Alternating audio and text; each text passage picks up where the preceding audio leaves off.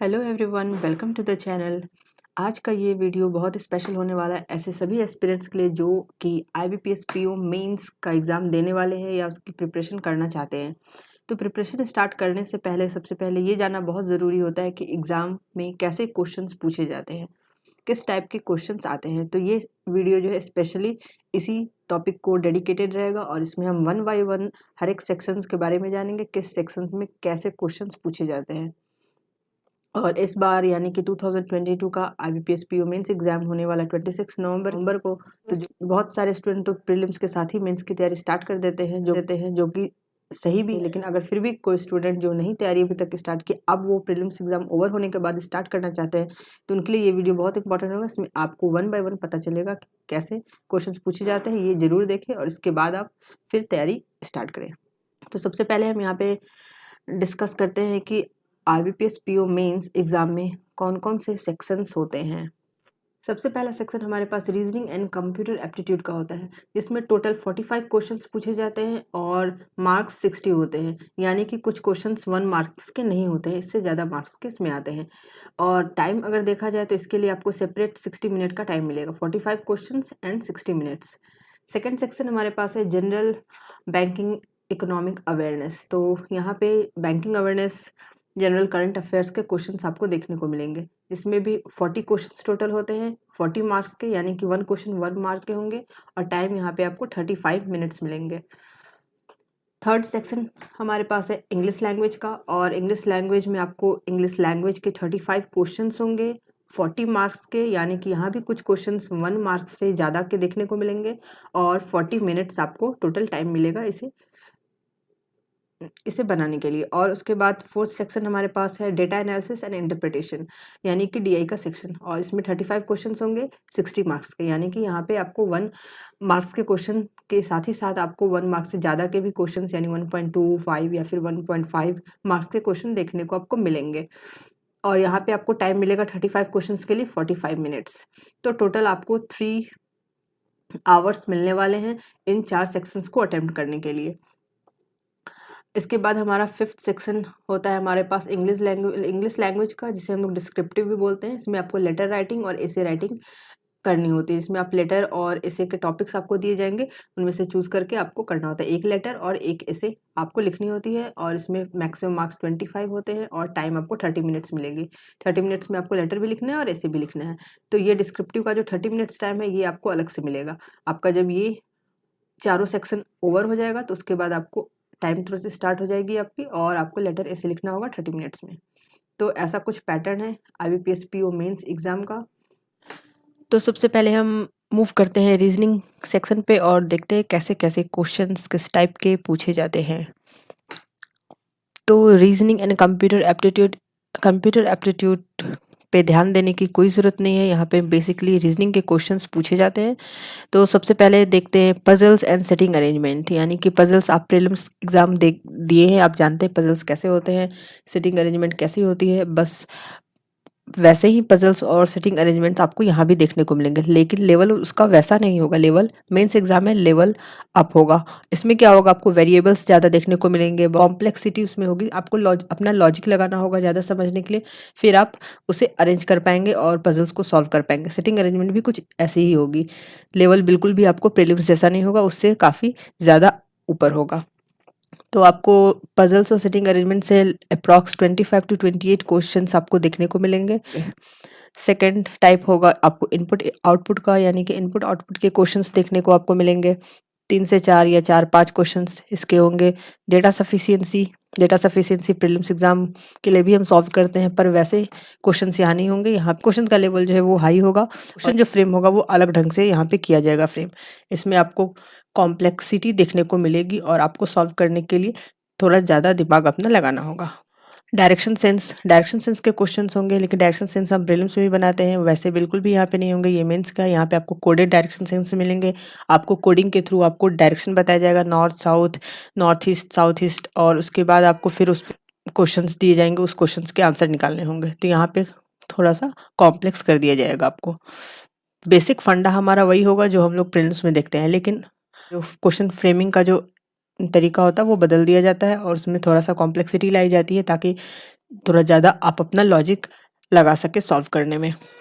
Blood relation के questions ये भी होंगे, पर ये भी बिल्कुल प्रीलिम्स जैसे नहीं होंगे। यहाँ भी आपको कोडिंग की जाएगी, रिलेशन को कोड किया जाएगा और फिर आपको उससे आपको सॉल्व करने के लिए क्वेश्चंस दिए जाएंगे। क्रिटिकल रीजनिंग के क्वेश्चंस होंगे। क्रिटिकल रीजनिंग्स के क्वेश्चन हमें प्रीलिम्स में देखने को नहीं मिलते, ये जनरली मेंस में ही आते हैं। और क्रिटिकल रीजनिंग जिसमें कि आपको स्टेटमेंट दिया जाता है, फिर आर्ग्यूमेंट दी होती है, आपको स्ट्रॉन्ग आर्ग्यूमेंट क्या है, वीक क्या है, ये इस तरह से देखना होता है। कुछ क्वेश्चंस में कोर्स ऑफ एक्शन आपको बताना होता है। इस तरह के आपको एक पैसेज दिया जाएगा, फिर आपको क्वेश्चन दिया जाएगा कि इस पैसेज से आप क्या इन्फर कर रहे हैं, क्वेश्चन दिया जाएगा, उस पे आपको ऑप्शन फ्रेम करके दिए जाएंगे। तो इस तरह के क्वेश्चंस क्रिटिकल रीजनिंग कहलाते हैं। ये क्वेश्चंस आपको मेंस के एग्जाम में देखने को मिलेंगे। तो 6 से 7 क्वेश्चंस आराम से आपको देखने को मिलेंगे। इससे ज़्यादा भी कभी-कभी आ जाता है पेपर में, 8-9 क्वेश्चन भी आ जाते हैं। बट अप्रॉक्स हम 6 टू 7 मान के चलते हैं। सिलॉग के भी क्वेश्चंस आपको देखने को मिलेंगे। तो साइलॉग हम लोग प्रीलिम्स एग्जाम के लिए भी सॉल्व करते हैं, पर बिल्कुल भी वैसा नहीं होगा। यहाँ पे आपको रिवर्स साइलॉग देखने को मिलेगी। रिवर्स साइलॉग जनरली देखने को मिलता है मेंस के एग्जाम में, जो कि प्रीलिम्स में नहीं आते हैं। रिवर्स कहने का मतलब है कि हमारे पास स्टेटमेंट होता है, नीचे कंक्लूजन। इसमें आपको कंक्लूजन ऊपर दिया जाएगा और आपको स्टेटमेंट नीचे दिया जाएगा। उसके हिसाब से फिर आपको ऑप्शन फ्रेम किया जाता है, सही और गलत के हिसाब से आपको चूज करना होता है।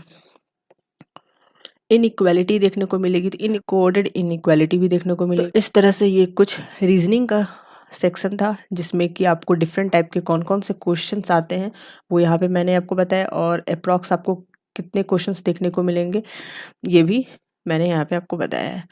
रीजनिंग के बाद हमारा नेक्स्ट सेक्शन है general economy and banking awareness. ये सेक्शन कुछ ज़्यादा ही वास्ट होता है हमारा, क्योंकि यहाँ पे पढ़ने का कुछ ये नहीं होता है कि हाँ क्वेश्चन फिक्स है कि यहीं से आएंगे या इसी टॉपिक से आना है पर्टिकुलर, ऐसा कुछ फिक्स नहीं होता है। क्वेश्चंस कहीं से भी आ सकते हैं, लेकिन फिर भी एक हम लिमिट बना के चलते हैं और उसके अकॉर्डिंग पढ़ते हैं। तो प्रीवियस ईयर क्वेश्चन के एनालिसिस से हमें पता चलता है कि इसमें किस किस तरह के क्वेश्चन जनरली पूछे जाते हैं। तो स्कीम से सबसे ज़्यादा क्वेश्चन आते हैं, या आप कह सकते हैं गवर्नमेंट स्कीम, स्टेट गवर्नमेंट के भी स्कीम, सेंट्रल गवर्नमेंट के भी।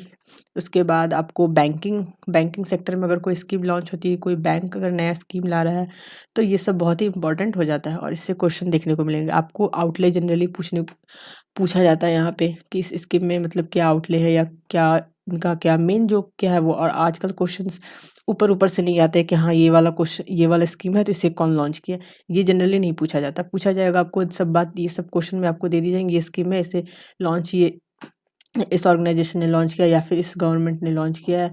फिर आपसे पूछा जाएगा इसमें ये होता है, ये सभी बातें आपको बता दी जाएंगी। फिर आपको उसमें से कुछ पूछा जाएगा अलग से कि हाँ क्वेश्चन स्कीम में क्या था, ये स्कीम किस चीज़ के लिए था, या फिर आपको पूछा जाएगा कि हाँ स्कीम में इस चीज़ के लिए कितना अलॉटमेंट हुआ है, क्या आउटले है इसका। तो इस तरह से क्वेश्चंस फ्रेम किए जाएंगे। सेकंड टॉपिक हमारा अपॉइंटमेंट बनता है इम्पॉर्टेंट।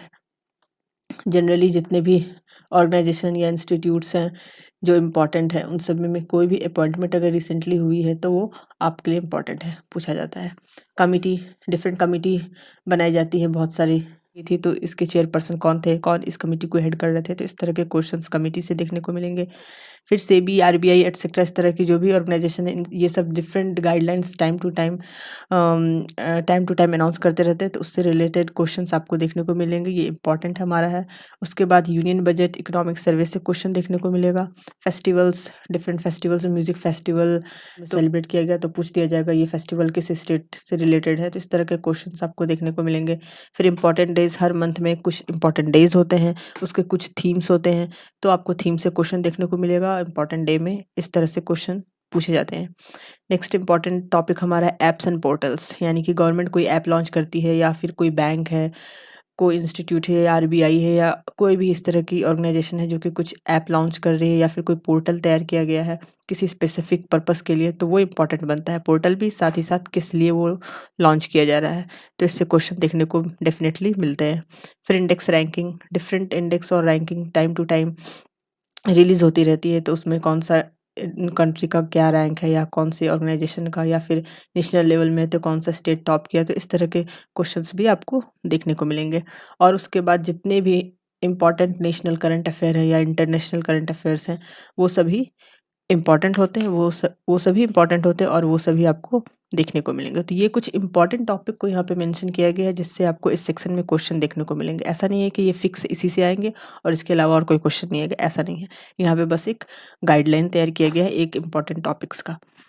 तो इस तरह से जनरल अवेयरनेस के बारे में यहाँ पे आप समझ पाएँ कि कैसे क्वेश्चंस पूछे जाते हैं। नेक्स्ट है हमारा इंग्लिश लैंग्वेज। इंग्लिश लैंग्वेज में क्वेश्चंस कैसे आते हैं? तो रीडिंग कॉम्प्रिहेंशन जो कि सबसे ज़्यादा आपको मेंस एग्जाम में देखने को मिलेगा। प्रीलिम्स में हमारे पास एक रीडिंग कॉम्प्रिहेंशन आती है जिससे कभी 5 to 6 क्वेश्चन, कभी 8 to 9 क्वेश्चंस पूछे जाते हैं। लेकिन मेंस के पेपर में रीडिंग कॉम्प्रिहेंशन आपको छोटे-छोटे रीडिंग कॉम्प्रिहेंशन, लंबे भी रीडिंग कॉम्प्रिहेंशन मिलेंगे। 2, 3, 4 रीडिंग कॉम्प्रिहेंशन आते हैं। क्वेश्चन वहाँ पे क्वेश्चन का नंबर कम हो जाता है। एक कॉम्प्रिहेंशन से आपको 3, 4 इस तरह से क्वेश्चन पूछे जाएँगे या कभी-कभी 2 ही क्वेश्चन पूछा जाता है, लेकिन नंबर उनका ज़्यादा होता है। उसके बाद दूसरा क्लोज टेस्ट जिसे आपको 5 to 6 क्वेश्चन देखने को मिल जाएंगे। वर्ड स्वैप या फिर वर्ड अरेंजमेंट, कहने का मतलब वर्ड स्वैप जिसमें कि आपको बोल्ड करके वर्ड दिया जाता है सेंटेंस में और आपस में से स्वैप करना होता है, तब जाके कि एक मीनिंगफुल सेंटेंस बनता है। और एक होता है जिसमें कि आपको जनरली ABCD करके ऑप्शंस दिए जाते हैं और वर्ड को अरेंज करना होता है ताकि सेंटेंस हमारा मीनिंगफुल बन जाए। तो ये वर्ड स्वैप और वर्ड अरेंजमेंट होता है, तो इससे भी आपको क्वेश्चन देखने को मिलेंगे। प्रीलिम्स में हम लोग ऐसे क्वेश्चंस देखते हैं। वैसे ही क्वेश्चंस थोड़ा सा और आपको सेंटेंस थोड़ा सा कॉम्प्लेक्स करेगा, पर उसी ढंग के क्वेश्चंस भी देखने को आपको मिल सकते हैं। नेक्स्ट है हमारा पारा जंबल और सेंटेंस जंबल। पारा जंबल जिसमें कि एक पैराग्राफ को 1, 2, 3 करके आपको 1 बाय 1 दिए जाते हैं, लेकिन वो सारे जंबल फॉर्म में होते हैं। अरेंज उन्हें आपको करना होता है एक मीनिंगफुल में, या फिर कभी-कभी किसी एक सेंटेंस को फिक्स कर दिया जाता है कि हाँ, ये वाला सेंटेंस नंबर 2 पे ही होगा, बाकी को आपको अरेंज करना होता है। ये पारा जंबल होता है। कभी-कभी सेंटेंस जंबल देता है, मतलब एक सेंटेंस आपको लिख दिया जाता है, सेंटेंस में ही आपको पार्ट्स बना दिए जाते हैं और उसे जंबल कर दिया जाता है। तो उससे आपको अरेंज करके एक मीनिंगफुल सेंटेंस बनाना होता है, तो वो हमारा सेंटेंस जंबल है। तो सेंटेंस जंबल या फिर पारा जंबल आपको देखने को मिलेंगे, इससे भी 3 से 4 क्वेश्चंस आ जाते हैं। नेक्स्ट है हमारा फ्रेज कनेक्टर, जो कि आपको 2-3 सेंटेंस दिए जाते हैं और फिर 2 सेंटेंस दिए रहते हैं और आपको नीचे में ऑप्शंस में कनेक्टर्स प्रोवाइड किए जाते हैं। किससे ये सेंटेंस उस कनेक्टर को यूज़ करके आपको उस सेंटेंस को कंबाइन करना है, कनेक्ट करना है ताकि वो एक सेंटेंस मीनिंगफुल बन जाए। तो फिर उससे रिगार्डिंग आपको डिफरेंट ऑप्शंस दिए जाते हैं। कभी-कभी ए, बी दोनों को यूज़ करके कनेक्ट होगा, कभी किसी को कनेक्ट करके नहीं होगा, तो उससे ऑप्शन आपको सेट किए जाते हैं। तो ये वाला क्वेश्चंस भी हम प्रीलिम्स में देखते हैं, तो थोड़े उसी टाइप के क्वेश्चंस आपको मेंस में भी देखने को मिलेंगे। नेक्स्ट है हमारा फ्रेज़।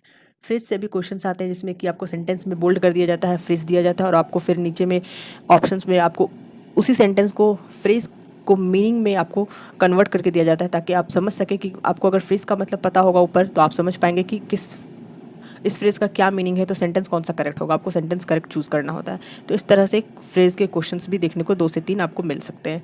नेक्स्ट हमारा टॉपिक है सिंगल, डबल या फिर ट्रिपल, कुछ भी फिलर्स हो सकते हैं। आपको एक सेंटेंस होगा, उसमें एक सिंगल ब्लैंक भी मिल सकता है, डबल ब्लैंक भी मिल सकता है, ट्रिपल ब्लैंक भी मिल सकता है। तो इस तरह से सिंगल, डबल, ट्रिपल फिलर्स के भी आपको 3 से 5 क्वेश्चंस देखने को मिलेंगे। नेक्स्ट हमारा मैच द कॉलम है। तो मैच द कॉलम के 2-3 क्वेश्चंस जिसमें कि आपको कॉलम ए, कॉलम बी दोनों में आपको 2-3 सेंटेंस दिए रहते हैं दोनों कॉलम में और आपस में आपको मैच करके एक पर्टिकुलर एक मीनिंगफुल सेंटेंस बनाना होता है। कॉलम ए और कॉलम बी के सेंटेंस को मैच करना होता है। फिर नीचे ऑप्शंस दिए जाते हैं कि हाँ, मैच हो सकता है, इससे नहीं हो सकता है, कौन से मैच करेंगे, जैसे प्रीलिम्स में हम बनाते हैं। तो उस टाइप के कुछ क्वेश्चंस आपको मेंस में भी देखने को आते हैं उस टॉपिक से। तो ये कुछ टॉपिक्स थे इंग्लिश लैंग्वेज के जिससे क्वेश्चंस आपको मेंस एग्जाम में देखने को मिलेंगे। और आई होप आप सभी को ये समझ में आया होगा। चलते हैं नेक्स्ट सेक्शन पे। नेक्स्ट सेक्शन है हमारा डेटा एनालिसिस एंड इंटरप्रिटेशन, यानी जिसे हम बोलते हैं DI। इसमें हमारे पास सबसे जैसा कि नाम ही है DI, तो मेनली आपको डेटा इंटरप्रिटेशन करने को आपको मिलेगा। तो किसलिए DI आपको किसलिए DI देखने को मिल सकती है। छोटे-छोटे DIs के फॉर्म में आपको पैराग्राफ के फॉर्म में किसलिए DI दिए होंगे और उससे प्रोबेबली आपको 2 से 3 क्वेश्चन देखने को मिलेंगे। ऐसा नहीं है प्रीलिम्स जैसा कि हाँ, एक किसलिए DI आया तो उससे 5 क्वेश्चन पूरे के पूरे आते हैं और आपको सॉल्व करना है और आपको एक DI से 5 क्वेश्चन आ गए। ऐसे मेंस में नहीं होता। मेंस में क्या होता है कि आपको कई किसलिए DI देखने को मिलेंगे। सबसे किसी से 2 क्वेश्चन, किसी से 3 क्वेश्चन इसी तरह आपसे पूछे जाएँगे और वो डिफरेंट किसलिए DI जो होंगे, सभी कुछ एक पर्टिकुलर टॉपिक को लेके डील कर रहे होते हैं। कभी-कभी अरिथमेटिक के टॉपिक जैसे कि प्रॉफिट लॉस पे वो पर्टिकुलर कोई किसलिए DI है, कभी-कभी टाइम वर्क पे आ जाता है। तो इस तरह पार्टनरशिप के क्वेश्चन पार्टनरशिप के टॉपिक पे आपको किसलिए DI देखने को मिलेंगे। लास्ट ईयर पार्टनरशिप के टॉपिक पे किसलिए DI देखने को मिले थे। फिर पाई चार्ट DI होती है एक, पाई चार्ट DI देखने को आपको मिलेगा। पाई चार्ट हम लोग प्रीलिम्स में बनाते हैं पर वैसा मेंस में बिल्कुल भी नहीं होगा। मेंस का लेवल थोड़ा-सा अप होता है, कॉम्प्लेक्स बनाया जाता है। आपको 1 pie chart, 2 pie chart, 3 pie chart को कंबाइन करके आपका एक DI तैयार किया जाता है और फिर आपको उससे क्वेश्चंस देखने को मिलते हैं। Line graph, bar graph DI, tabular DI सभी होंगे, पर सभी का लेवल प्रीलिम्स जैसा बिल्कुल भी नहीं होगा, उससे अप होगा और उससे कॉम्प्लेक्स बनाया जाता है। और जनरली कोई भी डीआई आपके पास आती है तो किसी न किसी अर्थमेटिक के टॉपिक को लेकर के आती है। कभी कभी सिंपल भी होता है और कभी कभी किसी टॉपिक को लेकर के भी आपको देखने को मिलेगी, क्योंकि ये पेपर हमारा जनरली डेटा एनालिसिस इसका नाम है, तो आपको डेटा को एनालाइज करके क्वेश्चन को सॉल्व करना होता है। तो यहाँ पे सभी क्वेश्चन आपको मिलेंगे, हर एक अर्थमेटिक के डिफरेंट टॉपिक से क्वेश्चन मिलेंगे, लेकिन डायरेक्ट अर्थमेटिक का क्वेश्चन जैसा हम प्रीलिम्स में सॉल्व करते हैं वैसा नहीं मिलेगा आपको, वो सब डीआई के फॉर्म में मिलते हैं। तो इस तरह का कुछ हमारा डीआई का यानी कि डेटा इंटरप्रिटेशन का सेक्शन होता है मेंस एग्जाम में। मैच द कॉलम भी आपको देखने को मिल सकते हैं, जैसे कि लास्ट ईयर या सेकेंड लास्ट ईयर भी आपको देखने को मेंस्ट्रुएशन के क्वेश्चंस देखने को मिले थे मैच द कॉलम के फॉर्म में। कौन दे दिया गया था, फिर उसके कुछ साइड्स दे, उसकी हाइट दे दी गई थी, दूसरी साइड से उसका वॉल्यूम। तो इस तरह से आपको different column A column B में आपको 1 2 3 करके दे दिए जाते हैं, फिर आपको अरेंज करना किससे मतलब कि मैच करेगा सही। तो आपको सॉल्व करने आएगा तो आप उसे सॉल्व कर सकते हैं, बस हल्का सा आपको अपना लॉजिक लगाना होता है वहाँ पे। और अगर आपके पास कंसेप्ट है तो आप इजीली सॉल्व कर जाएगी।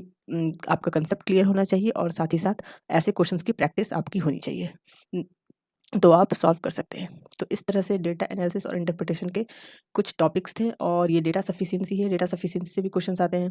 तो डेटा सफिशिएंसी प्रीलिम्स जैसा नहीं, यहाँ पे मेंस जैसा होता है। यहाँ पे आपको 3 स्टेटमेंट आपको देखने को मिल सकते हैं और उसमें कॉम्प्लेक्सिटी थोड़ी ज़्यादा होती है, आपको अपना लॉजिक लगाना होता है। डायरेक्ट आपके पास क्वेश्चन दिया है, आप डायरेक्ट आपसे पूछ रहे हैं हाँ इसमें प्रॉफिट कितना हो रहा है, निकालना है आपको, तो आप 2 स्टेटमेंट से सॉल्व कर लिए, फिर आप ऑप्शन चूज़ कर रहे हैं, ऐसा नहीं होता है यहाँ पे।